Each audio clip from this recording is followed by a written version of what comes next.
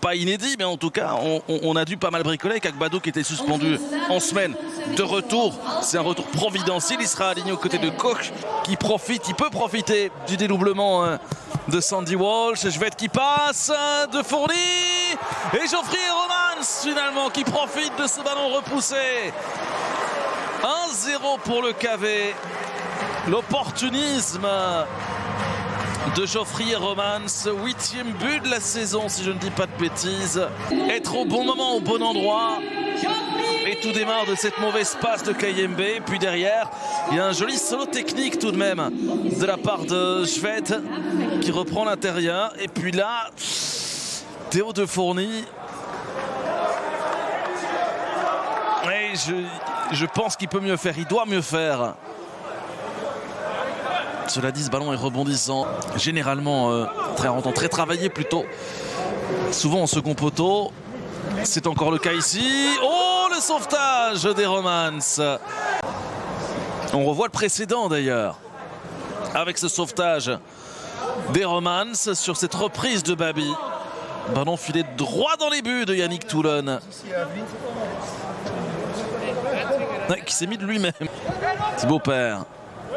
Un nom prolongé en 2 temps. Ça arrive dans les pieds d'un partenaire. Le centre ici, il est pas mal. Et voici le 2-0. 1 minute et 24 secondes après la reprise. Mrapti qui double la mise. Et là, par contre, ils l'ont pas volé ce but. Ça a été... Mais ici, il y a trop de duels remportés par les Malinois. Le Pen manque de consistance.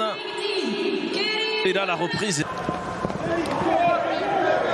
Ouais, Peters qui a bien résisté là. La passe super pour Préviak. Préviak qui est passé, peut-être le but de l'espoir ici. Eh bien non, c'est Yannick Toulon qui barre la route du but. Plus que cela même, ça va peut-être les sortir. Oh, ce deuxième ballon pour Koch, Babi.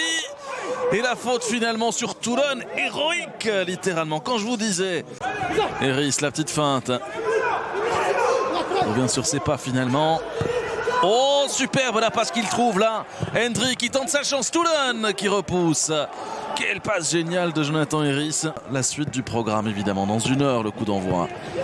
Attention à ce ballon. Oh, c'est le 3e là, non. Et finalement l'intervention de Fourny. Et le sauvetage d'Eris. Et Romans passé à 2 doigts du chaos. C'est peut-être un tournant dans cette partie. On revoit ici le superbe mouvement. Eris qui couvre. Et derrière, des Camargo qui perdent l'équilibre.